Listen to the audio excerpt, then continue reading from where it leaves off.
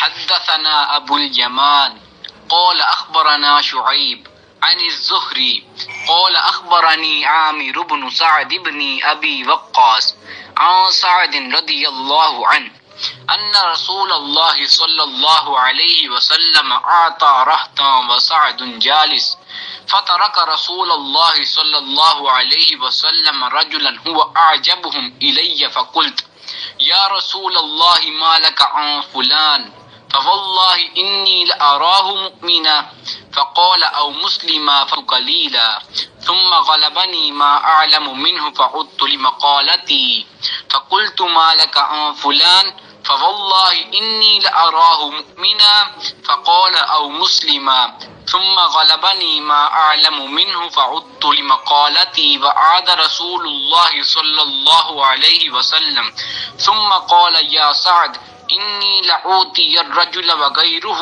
أحب إلي منه خشية أن يكبه الله في النار ورواه يونس وصالح ومعمر وابن أخي الزهري عن الزهري.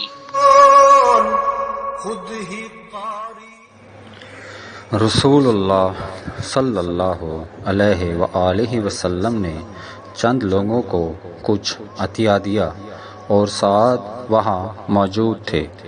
وہ کہتے ہیں کہ رسول اللہ صلی اللہ علیہ وآلہ وسلم نے ان میں سے ایک شخص کو کچھ نہ دیا، حالانکہ وہ ان میں مجھے سب سے زیادہ پسند تھا۔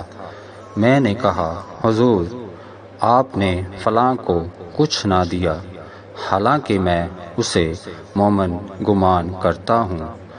آپ نے فرمایا مومن یا مسلمان؟ میں تھوڑی دیر چپ رہ کر پھر پہلی بات دہرانے لگا۔ حضور صلی اللہ علیہ وآلہ وسلم نے بھی دوبارہ وہی جواب دیا۔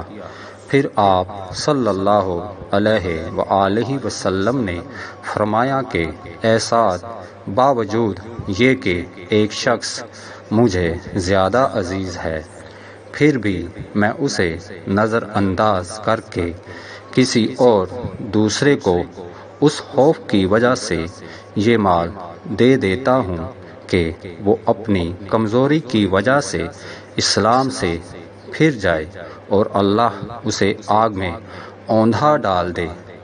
اس حدیث کو یونس، صالح، معمر اور زہری کے بھتیجے عبداللہ نے زہری سے روایت کیا۔ صحیح بخاری حدیث نمبر 27۔ میرا پیمبر عظیم